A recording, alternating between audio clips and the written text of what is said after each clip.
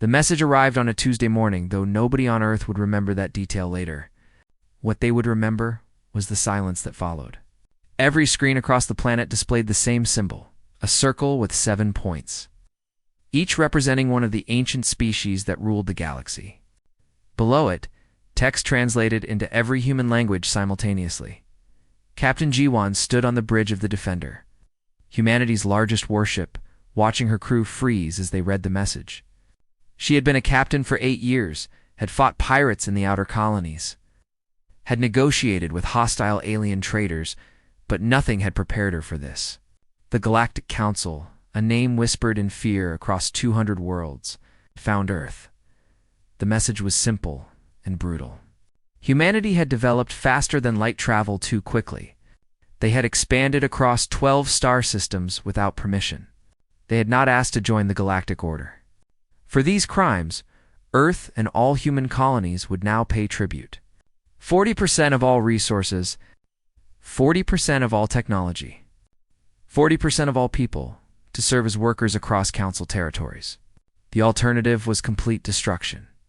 Humanity had 72 hours to accept in Geneva. Ambassador Hunsick read the same message in the emergency session of Earth's unified government. The chamber held representatives from every nation, every colony, every major corporation. They had united only 15 years ago after the colony wars nearly destroyed humanity's future among the stars. Now they faced something far worse than themselves. "This cannot be real," someone said. "It must be a hoax." "It's real," Hunsick replied quietly.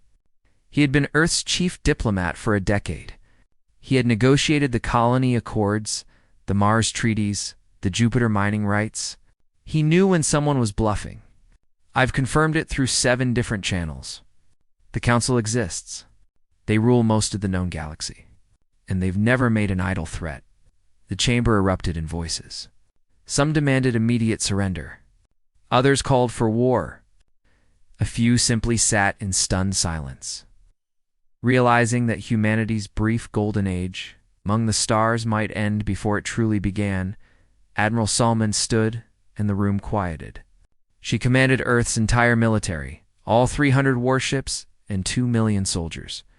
She was 60 years old, had gray hair pulled back in a tight bun, and had never lost a battle. "We need information," she said. "How powerful is this council?" Hunsick pulled up a holographic display. "According to the data they sent, they control 700 star systems. Their fleet numbers in the tens of thousands. They've ruled for over 3 centuries. Every species they've encountered has either submitted or been destroyed." He paused. 23 species chose to fight. None survived. "What about their technology?" asked a representative from the Mars colonies. "Centuries ahead of ours in most areas," Hunsick admitted. "Their weapons can crack planets. Their shields can withstand nuclear strikes. Their ships are faster and more powerful than anything we've built." The silence that followed was heavy. Everyone in the room understood mathematics. 300 ships against tens of thousands. Human weapons against planet crackers. It wasn't a fight. It was suicide. "Then we have no choice," said the representative from Earth's Asian Union. "We must accept their terms." 40% of our people," said someone else. "That's 3 billion human beings sent into slavery. It's better than 8 billion dead," came the reply. Captain Juan watched the debate from the Defender's bridge through a live feed. Her crew watched with her. They were young, most of them. The oldest was 35. They had joined the fleet to explore, to protect colonists, to see the wonders of space. Not to face extinction. "Captain," her first officer said quietly. He was a calm man named Taman, steady in crisis. "What do you think we should do?" Gigwan didn't answer immediately. She looked out at the stars visible through the bridge windows. Humanity had reached those stars through courage and determination. They had survived wars, diseases, environmental collapse, and their own worst instincts. They had finally united, finally reached beyond their small blue world, and now someone wanted to put them in chains. "I think," she said slowly, "that every species they've encountered has been alone. They've never faced anyone who refused to kneel." Back in Geneva, the debate raged for hours. Some advocated for negotiation, trying to reduce the tribute to something bearable. Others wanted to evacuate everyone to deep space, beyond the Council's reach. A few suggested pretending to accept while secretly preparing for war.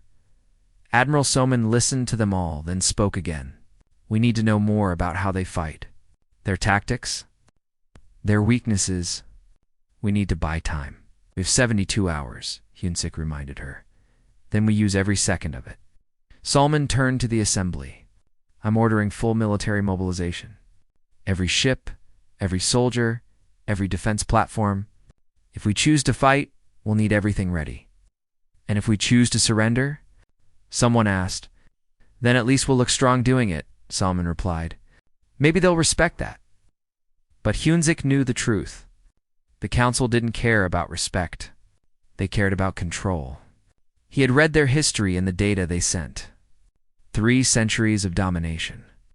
3 centuries of species bowing before them.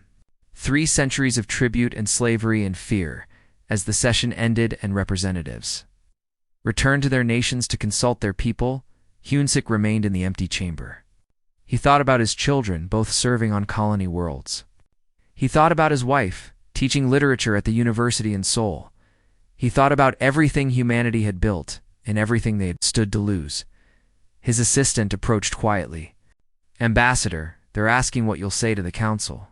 When you deliver our response. Hyunsik stared at the symbols still displayed on the screens. 7 points. 7 species who thought they owned the galaxy. I don't know yet, he said honestly, but somewhere deep inside, in a place beyond fear and calculation, something was beginning to form. Not quite defiance. Not quite hope. Something harder and sharper than both. Something that had carried humanity through ice ages and wars and extinction events. Something that refused to kneel. The 72 hours passed like a countdown to the end of the world. On Earth, people watched the sky and wondered if these would be their last days of freedom. In the colonies, families huddled together and made desperate plans.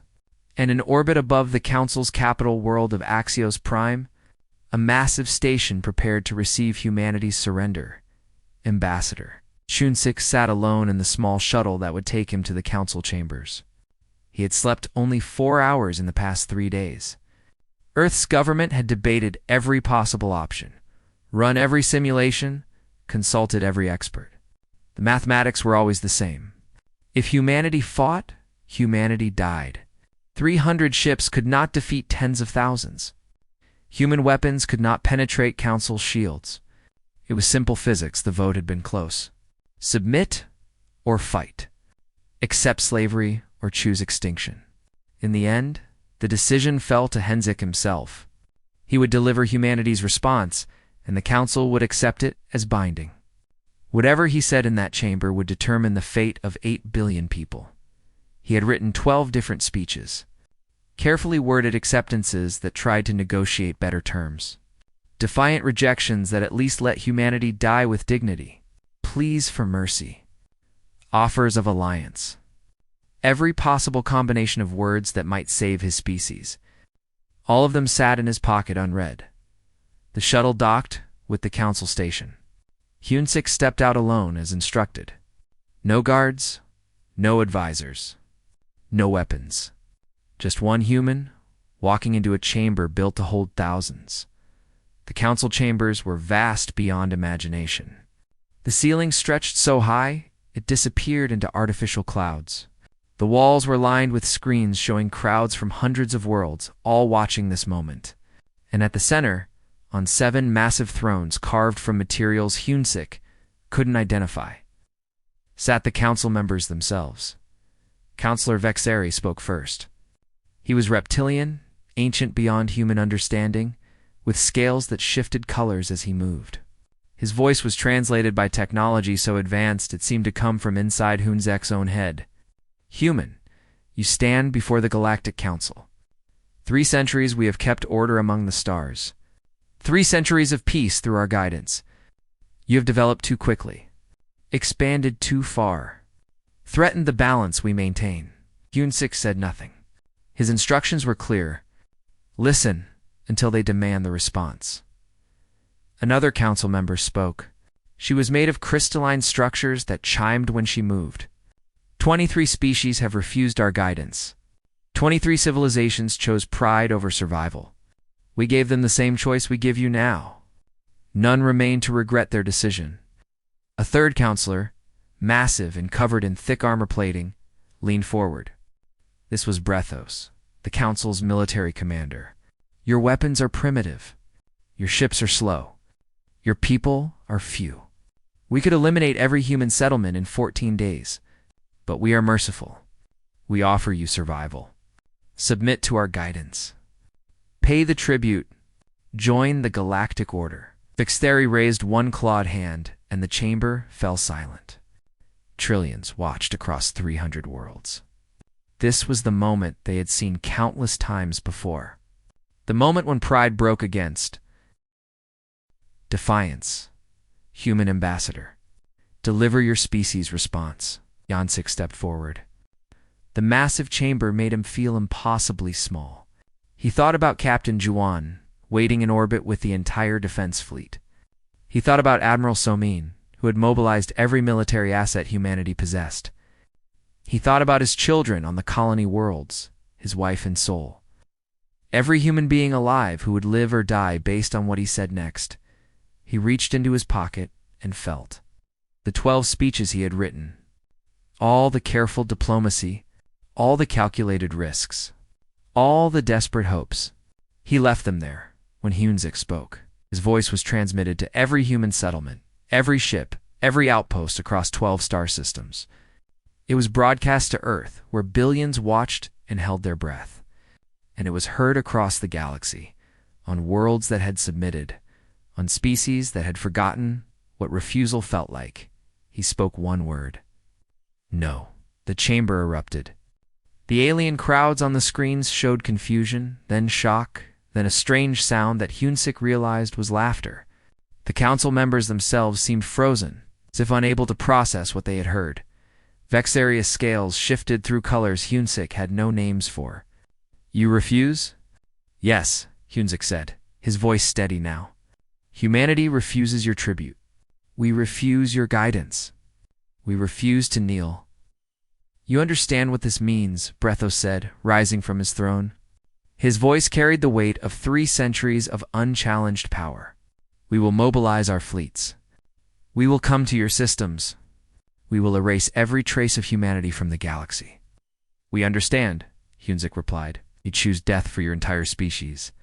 The crystalline counselor chimed. For what? Pride? Foolishness. You cannot win. Perhaps not, Hunzik said. But we can refuse. That's enough. The laughter from the alien crowds had stopped. On worlds across the galaxy, beings who had submitted watched a human standing alone before the council, saying the word they had never dared to speak. On Karas IV, a population that had paid tribute for 80 years watched in silence. On Tholus Prime, workers in council mines stopped their labor to listen. On 100 worlds and 1,000 settlements, beings remembered what defiance looked like. Vextheri stood slowly from his throne. You are either the bravest human I have encountered, or the most foolish. Perhaps both. He turned to Brethos. Mobilize the armada, all 5,000 ships. We will make an example of humanity that will echo across the galaxy for the next 3 centuries. Right. It will be done, Brethos said. He looked down at Hunzik with something that might have been respect or pity. You have condemned your people. I hope your pride was worth it. Hunzik turned to leave, then stopped. He looked up at the 7 thrones. At the beings who had ruled the galaxy through fear for longer than human civilization had existed. You've never faced anyone who said no. You've forgotten what it costs. What it means. He paused. We'll remind you. The shuttle ride back to his ship felt longer than the journey out. Hunzik's hands shook as the adrenaline faded. He had just declared war on the most powerful force in the galaxy. He had sentenced billions to probable death. History would either remember him as the man who saved humanity's soul, or the fool who destroyed it. His communication panel lit up with messages from Earth. Admiral Summon's face appeared on the screen. The Council's fleet is mobilizing. 5,000 ships. They'll reach our system in 10 days. I know, Hunzik said. Did you do it? Salman asked. Did you really tell them no? Yes. There was a long pause. Then Salman smiled. It was not a happy smile, but it was genuine. Good. Then we have 10 days to show them why that was a mistake. Captain Jiwan's face joined the screen. The fleet is ready, Ambassador. Every ship. Every pilot. We heard what you said. We're with you. Across 12 star systems, on 300 ships, military bases and colonies and cities across Earth, humanity prepared for war. They knew the odds. They understood the mathematics. But mathematics had never been humanity's strength. Their strength was saying no when no seemed impossible. The Council's armada arrived at the edge of Earth's solar system on the 10th day. Exactly as predicted. 5,000 warships emerged from faster-than-light travel in perfect formation. Each ship was larger than anything humanity had ever built. Each carried enough firepower to glass a planet. Together, they represented 3 centuries of unchallenged dominance. Counselor Brethos stood on the command deck of his flagship, the Eternal Judgment, and surveyed the human system through advanced sensors. He had led the Council's military for 90 years. He had crushed rebellions on 40 worlds. He had destroyed 3 species that refused to submit. This would be his easiest victory. Report, he commanded. His tactical officer, a being covered in metallic scales, studied the readouts with confusion. Sir, I'm detecting no defensive formations, no active shields around their planets, no military communications. The system appears abandoned. Brethos felt the first whisper of doubt. Scan for hidden ships. They must be here. The sensors swept the entire solar system. They found Earth, blue and green and vulnerable. They found the colonies on Mars and the moons of Jupiter. They found mining stations and orbital platforms. But no warships. No defenses, nothing. It's a trap, said one of his commanders. Obviously, Brethos replied. But what kind? He had studied the limited information they had on humanity. The species was young, aggressive, and unpredictable. They had developed nuclear weapons before leaving their planet. They had fought wars among themselves for thousands of years. They would not simply abandon their homeworld without a fight. Advance slowly, he ordered. Full shields. Weapons ready. Scan every asteroid, every satellite, every piece of debris. The armada moved forward, 5,000 ships flowing through space like a metal tide. They passed the outer planets without incident. Past the gas giants. Approached the asteroid belt between Mars and Jupiter. Still nothing. Just silence and empty space. Captain Juan watched from her hidden position inside the largest asteroid in the belt. The Defender and 200 other ships had been here for 8 days, powered down, invisible to sensors. Engineer Yunji had spent 3 years developing the stealth technology that made this possible. Coating that absorbed sensor beams. Heat sinks that eliminated thermal signatures. Communication systems that used quantum entanglement instead of radio waves. The Council's sensors were looking for active warships. They found only asteroids. They're entering the belt, Tiemann whispered beside her, though there was no need for quiet in the vacuum of space. G1 nodded. Around the belt, hidden in 3,000 different positions, the rest of humanity's trap waited. Not just ships. Weapons platforms disguised as rocks. Drone networks that looked like dust. Mines that had been drifting in carefully calculated orbits for over a week. And every single one controlled by the most advanced artificial intelligence humanity had ever created. On Earth. Admiral Soman watched the same display from command headquarters buried beneath the mountains of Colorado. Beside her, Yunji monitored the systems that controlled their hidden forces. All units report ready, Yunji said quietly. Stealth systems holding. How long until they're in position? Soman asked. 60 seconds. Brethos felt it before his sensors detected it. A warrior's instinct developed over 90 years of combat. Something was wrong. The silence was too perfect. The absence to complete? All ships, emergency stop, he commanded. Raise shields to maximum. Charge all weapons. But 60 seconds was not enough time. G1 gave the order in a voice that carried to 3,000 positions simultaneously. All units, light them up. The asteroid belt came alive. Every rock, every chunk of ice, every piece of debris suddenly activated. Stealth coatings dropped away. Power systems surged to life. And 3,000 weapons platforms, ships, and drones opened fire at once. The Counsil's shields were designed to stop attacks from the front. They had never encountered an enemy hidden among them. The first wave of human weapons, quantum disruption torpedoes that Yunji had designed specifically to bypass Counsil shield technology, tore through the armada like bullets through paper. 800 ships exploded in the first 30 seconds. Brethos watched his carefully ordered formation dissolve into chaos. Ships collided, trying to evade. Weapons fired in every direction. His commanders screamed reports of damage, casualties, impossible human technology. He had led 40 campaigns. He had never been ambushed. The Counsil had not been ambushed in 300 years. He roared, "Target everything. Clear this belt." But the humans were already moving. G1 led the Defender and 200 ships out of hiding, flying through the asteroid field with reckless precision. Human ships were smaller, faster, more maneuverable. They had trained for 8 years in this belt. They knew every rock, every trajectory, every hiding place. The Council ships were powerful but slow. Their weapons could destroy planets but couldn't track small fighters weaving between asteroids at maximum acceleration. And their shields, designed to stop massive attacks, were vulnerable to focused strikes on specific points. Target their command ships, Juan ordered. Take out their leaders, and the rest will fall apart. She dove the Defender toward a massive Council battleship, firing quantum torpedoes at its bridge. The ship's shields flickered and died. Human railguns, accelerating metal slugs to a fraction of light speed, tore through the unprotected hull. The battleship listed and exploded. Around the belt, the battle raged. Human drones swarmed Council ships, overwhelming their defenses through sheer numbers. Weapons platforms fired and repositioned, making them nearly impossible to target. And everywhere, small human ships darted in and out, striking weak points and vanishing before the Council could respond. Admiral Soman watched the tactical display with grim satisfaction.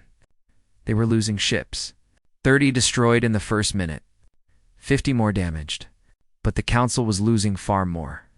All reserve units, move in. Hit their flanks. Don't give them time to reorganize. From hidden positions throughout the solar system, another 1,000 ships emerged. Not warships, but converted freighters, mining vessels, colony transports, anything that could carry a weapon. They crashed into the Council's formations from every direction, firing everything they had. Pilot Minho led his fighter squadron in a suicide run against one of the Council's largest battleships. His hands were steady on the controls as he dodged defensive fire. 23 years old. Born on Mars, he had never expected to see Earth. Now he would die protecting it. All wings, follow me in. We're taking that ship down. His squadron dove through a storm of weapons fire. 6 fighters exploded. 8 more. But the rest reached the battleship's main weapon port and launched their payloads. The battleship's primary cannon exploded from within, crippling the massive vessel. Brethos watched his armada fall apart and understood that he had underestimated humanity. They had not fled. They had not hidden. They had planned, prepared, turned their entire solar system into a trap. His 5,000 ships were being torn apart by an enemy that should not have been able to hurt them. All ships, retreat. He ordered, fall back beyond the asteroid belt. Reform and regroup. But retreat was not simple. The human ships pursued them, harassing their withdrawal. The asteroid belt's weapons platforms continued firing, and the mines that had been silently drifting through space began detonating, catching Council ships as they tried to escape. By the time the surviving Council ships reached the outer system, 12 hours had passed. Brethos stood on the bridge of the Eternal Judgment and received the casualty reports. 2,500 ships destroyed. 800 more damaged beyond repair. Half his armada gone in a single engagement. On the Defender's Bridge, Captain G1 watched the Council fleet retreat. Her hands shook with exhaustion and adrenaline. Casualties? She asked quietly. 400 ships lost, Taman reported. Another 100 damaged. Estimated 12,000 dead. 12,000 humans dead. But 20 million Council soldiers, dead or missing? The mathematics had changed. Admiral Summon's voice came over the communication channel. Well done, Captain. You've shown the galaxy that humanity can bite back. Guan looked out at the debris field where the battle had raged. Thousands of destroyed ships drifted in the darkness. Human and alien bodies floated in the void. This was victory, but it tasted like ash. They'll come back, she said. This was only the first wave. I know, Salman replied. But now, they know what it costs to fight us. And so does everyone else watching, across the galaxy, on 300 worlds.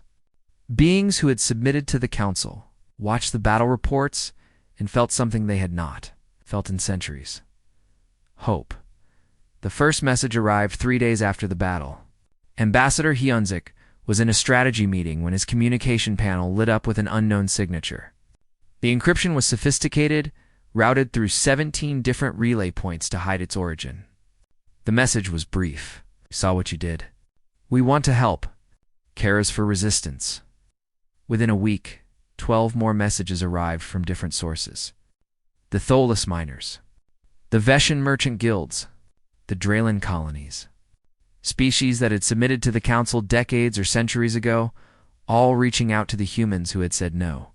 All offering information, supplies, alliance, all risking everything if the Council discovered their betrayal. Hyunsik read the messages in his small office aboard the orbital station that now served as Earth's diplomatic headquarters. His assistant knocked quietly before entering. Sir, there's a delegation here to see you. They arrived in a small ship. No escort. They say they're representatives from multiple worlds. Send them in, Hyunsik said. He was exhausted. The battle had been 10 days ago, and he had not slept more than 4 hours a night since. But this was too important to delay. 3 beings entered his office. The first was reptilian-like Counselor Vextheri, but smaller, younger, with scales that shimmered green. The second was crystalline, similar to one of the Council members but less ornate. The third was humanoid with gray skin and large dark eyes. They stood before his desk like criminals expecting punishment. Thank you for coming, Hyunsik said gently. Please, sit. They sat carefully, as if unused to being offered comfort. The reptilian spoke first. I am Vesh, from Karas IV. My people have paid tribute to the Council for 80 years. When we saw your battle, when we heard your response, something broke in us. Or perhaps something healed. The crystalline being chimed softly. I am Korath, from Tholis Prime. We work in the Council's mines. They take our children for labor. They take our resources. They leave us with barely enough to survive. But we are many, and they are few. We have waited for someone to show us that resistance is possible. The humanoid remained silent, but his eyes held a desperate hope that Hyunsik recognized. The hope of prisoners who have seen a crack in their cell wall. What can you offer us? Hyunsik asked. Not as a rejection, but as genuine curiosity. Vesh produced a data crystal. Information. Council supply routes. Weak points in their defenses. The locations of their shipyards and armories. We have been gathering this for years, waiting for the right moment. And the moment is now, Korath added. Because you proved they can bleed. You showed the galaxy that the Council is not invincible. Over the next 2 weeks, the intelligence flooded in. Deho, Earth's chief intelligence officer, coordinated with the alien resistance groups. He was a quiet man who had spent 20 years in military intelligence, analyzing threats and building networks. Now he built a network across the galaxy. The Council maintains power through 3 things, he explained to Admiral Soman in a briefing. Superior technology, vast resources, and fear. We've shown that their technology can be countered. We're working on ways to disrupt their resources. But fear is the hardest weapon to fight. Unless we give people something to hope for instead, Solomon said. On the Defender, Captain Jiwan met with representatives from the Vesion merchant guilds. They offered to sabotage Counsil, supply ships, and redirect resources to human forces. In return, they wanted protection and a promise that humanity would not become the next Counsil. We will not rule anyone, Jiwan told them. We fight for our freedom, not for dominion over others. The Vesian diplomat, a tall being covered in blue fur, studied her carefully. The Council said the same thing 300 years ago. They were liberators once. Then they became what they had fought against. Then hold us accountable, Jiwan replied. If we become tyrants, resist us as we resist the Council. The diplomat smiled, an expression that looked wrong on his alien features, but seemed genuine. You are either very wise or very naive. Perhaps both. We will help you. But not everyone welcomed the news of potential allies. In Earth's government chambers, representatives argued about the risks of trusting alien species they barely knew. Some feared infiltration by Council spies. Others worried about dividing Earth's limited resources to help distant worlds. Engineer. Yunji listened to the debates while working on humanity's next defensive systems. She was 32 years old, brilliant, and had not left her laboratory in 3 weeks. Her hands moved across holographic displays while her mind calculated trajectories and energy outputs. They're idiots, she said to her assistant, a young technician named Youngsu. Who? Youngsu asked, checking the power output on their latest prototype. The politicians. They don't understand that this isn't about trust.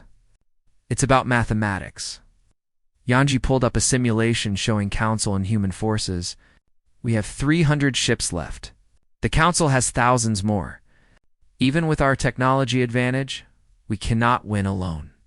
But if 12 species rise up simultaneously, if we coordinate our attacks, if we disrupt their supply chains and create chaos across their empire, the mathematics change. Youngsu studied the simulation. He was young, barely 25, and had joined Yunji's team straight from university. But how do we coordinate all of that? We don't even speak the same languages. We teach them, Youngji said simply. We share our technology. We build trust through action, not words. That became humanity's strategy. Admiral Soman approved the creation of joint task forces. Human engineers traveled to alien worlds to teach resistance fighters how to use quantum disruption weapons. Alien pilots trained alongside human crews, learning guerrilla tactics. And slowly, carefully, an alliance formed not through treaties, but through shared purpose. Daiho spent his days and nights coordinating the intelligence network. The resistance groups provided information about Counsil. Movements. Human analysts cross-referenced the data, identifying patterns. They discovered that the Counsil was conscripting ships from subjugated species for a second assault on Earth, but many of those species were now in contact with the resistance. We can turn this against them, Daiho explained in a command meeting. If we coordinate sabotage across multiple worlds, we can cripple their fleet before it launches. That means coordinating attacks across hundreds of light years, Admiral Soman said. With species we've known for less than a month?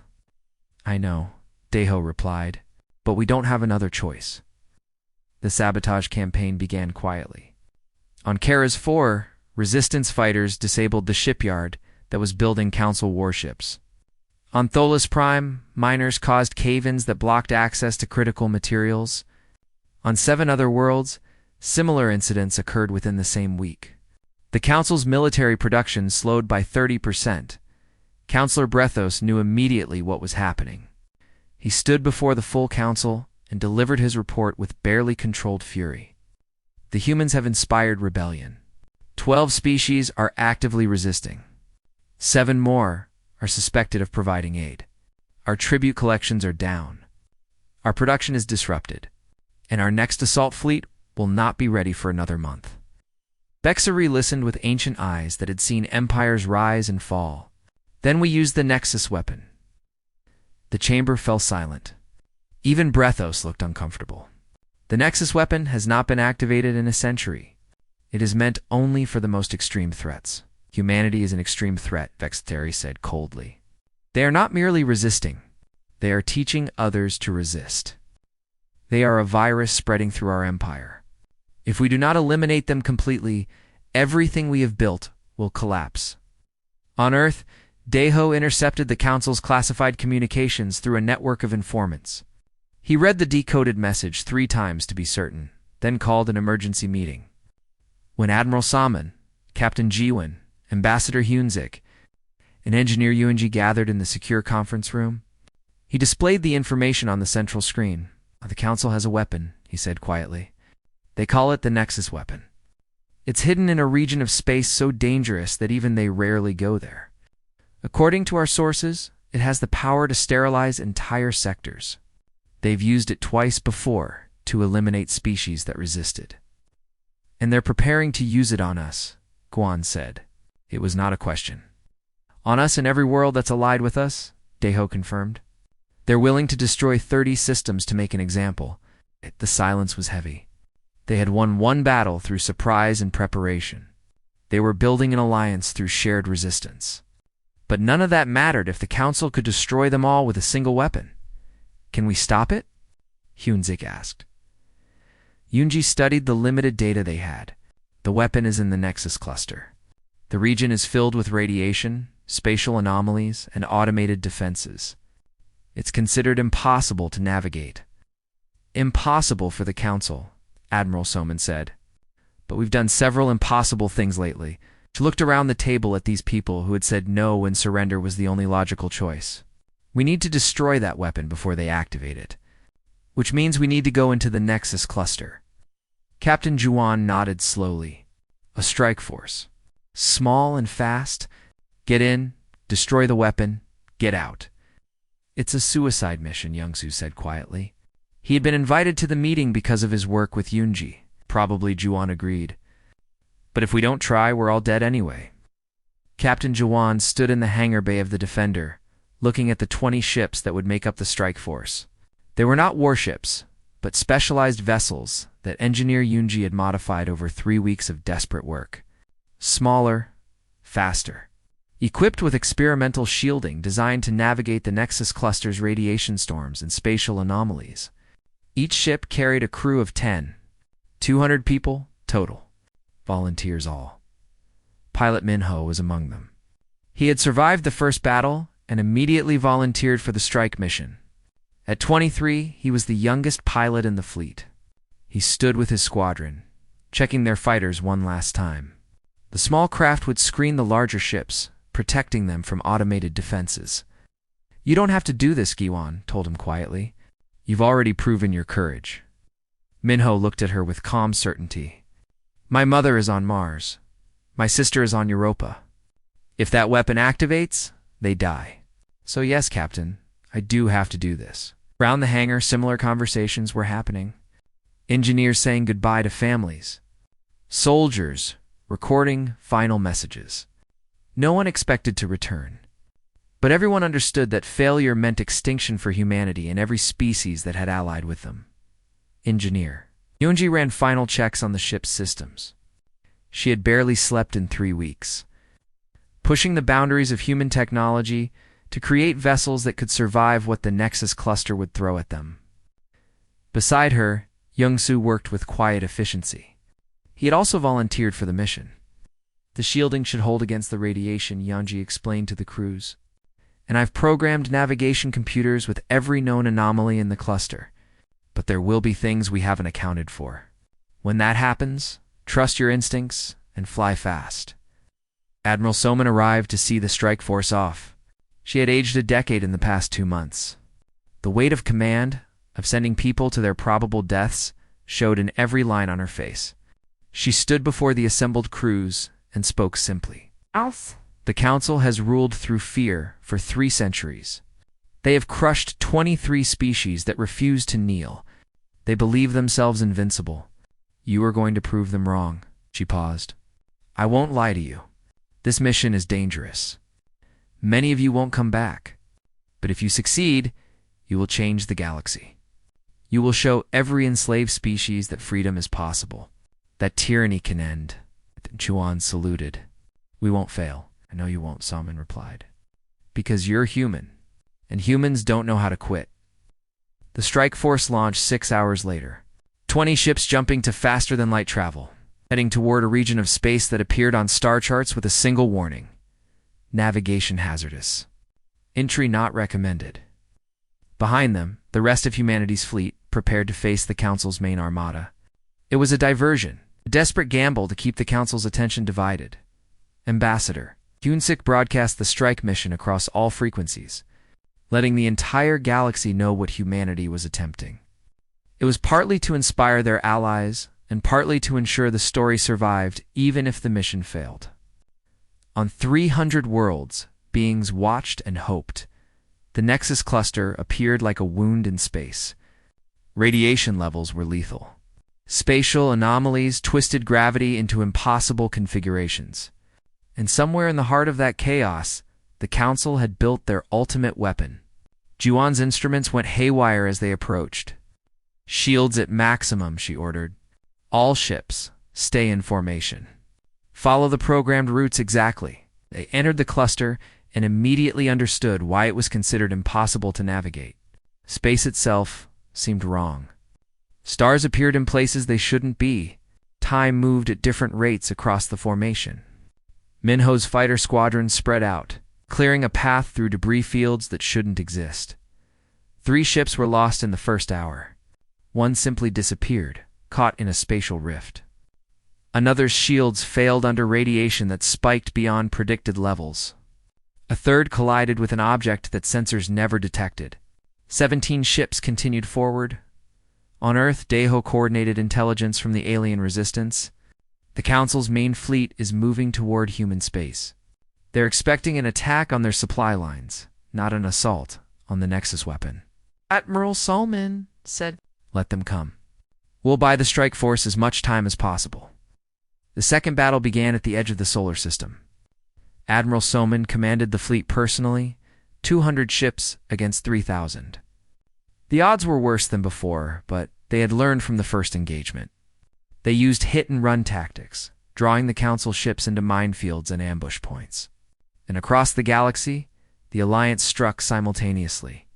On Karas IV, Vesh led an assault on the Council's local garrison. On Tholis Prime, Korath organized a general strike that shut down critical mining operations. On 7 other worlds, resistance fighters sabotaged communications arrays, making it impossible for the Council to coordinate their forces. The galaxy erupted in rebellion. In the Nexus cluster, Guan's strike force fought through automated defense platforms. Ancient weapons that activated as they approached the weapon's location. Minho's squadron dove through defensive fire, destroying weapons emplacements with precision strikes. 2 more fighters were lost. But they were close now. The Nexus weapon appeared on their sensors like a moon made of metal and rage. It was larger than anything humanity had built, a sphere 10 kilometers across, bristling with power generators and weapon ports. Energy readings showed it was charging, preparing to fire. All ships, attack formation, G1 ordered. Target the power generators. We need to disable it before it fires. The 17 remaining ships spread out, firing everything they had. Quantum torpedoes struck shields that had been designed 3 centuries ago. Human railguns punched through armor that had never been tested against such primitive weapons. And slowly, the weapon's shields began to fail. But the Council had not left their ultimate deterrent undefended. Automated defense. Ships launched from hidden bays, hundreds of them, converging on the human forces. Minho's squadron engaged them, outnumbered 20-1. His voice came over the communications channel, steady despite the chaos. All wings, break, and attack. Make every shot count. The fighters scattered, drawing the defense ships away from the main strike force. Explosions lit up the void as missiles and energy weapons crossed paths. Minho shot down 3 defense ships before one caught him with a glancing blow. His fighter spun, shields failing, life support compromised. Hit, he reported calmly. Shields down, controls damaged. I can't pull out. Eject. Gi-won ordered. We'll pick you up after no time, Captain. Minho adjusted his trajectory, aiming his damaged fighter directly at the weapon's primary power generator. It's been an honor flying with you all. He accelerated to maximum speed, his fighter a missile aimed at the heart of the Counsil's weapon. The defense ships tried to intercept, but couldn't match his velocity. Minho thought of his mother on Mars, his sister on Europa, and smiled. He had protected them. That was enough. The fighter struck the power generator at a fraction of light speed. The explosion was visible across the entire cluster. The weapon's shields flickered and died, and Yoonji's ships fired their quantum torpedoes into the exposed core. The Nexus weapon exploded with the force of a small star. The blast wave caught 2 more human ships, destroying them instantly. The surviving vessels ran at maximum speed, shields straining against the radiation and debris. Behind them, the weapon that had terrorized the galaxy for centuries became dust and memory. On Earth, the sensors detected the explosion. Admiral Soman watched the readings and felt tears she didn't know she had left. They did it, she said quietly. They destroyed the weapon, across the galaxy, on 300 worlds, being celebrated. The Council's ultimate deterrent was gone. The empire built on fear had lost its foundation. And in space above Earth, the Council fleet hesitated. Without the Nexus weapon, without guaranteed victory, they faced an enemy that refused to break, and allies rising across their empire. Counselor Brethos received the report and felt 3 centuries of certainty crumble. He had believed the Council invincible, had believed their empire eternal. But humanity and their allies had proven that nothing built on fear could last forever. He gave the order he never thought he would speak. All ships, stand down. Open a communication channel to the human fleet. The transmission reached Admiral Summon's flagship. Brethos appeared on the screen, defeated but still proud. You have won. The Council surrenders. We will negotiate terms. The first Galactic Assembly met on neutral ground. Space station hastily constructed by human and alien engineers working together. Representatives from 70 species gathered, including those who had paid tribute and those who had resisted. Ambassador Hanzik stood before them, exhausted and grieving, but unbowed. The age of tribute is over, he said. No species will kneel to another. No world will be enslaved. We will build a new order based not on fear, but on cooperation. Those who ruled through terror will face justice. Those who suffered will find freedom, or those who fought beside us will always have humanity's friendship. The former counselors stood trial. Some were imprisoned, others were exiled. Vexeri, the ancient reptilian who had demanded humanity's submission, faced the beings whose worlds he had conquered. He showed no remorse. You will regret this, he said. Without the Council's order, the galaxy will fall to chaos. Then we'll face chaos as free beings, Hyunsik replied. Ass. Rather than live in peace as slaves, Captain Jiwon returned to Earth with 11 ships and 98 survivors. They were greeted as heroes, but the victory tasted like ashes. 200 people had gone to the Nexus cluster. 102 had not returned. Minho's name was etched into the memorial wall alongside 12,000 others who had died for humanity's freedom. At the memorial service, Giwon spoke to the families of the fallen. They didn't die for conquest. They didn't die for glory. They died so that no one would ever again have to kneel, so that the word no would mean something, so that freedom would cost everything and be worth everything. In the months that followed, humanity shared their technology freely with former subjects of the Council. Engineer Yoonji taught alien engineers to build quantum shields and faster-than-light drives. Admiral Soman helped form a multi-species defense force to protect against pirates and warlords. And slowly, carefully, the galaxy learned to govern itself without masters. Years later, children across 100 worlds learned about the species that said no, about the human ambassador who stood alone before the Council and refused.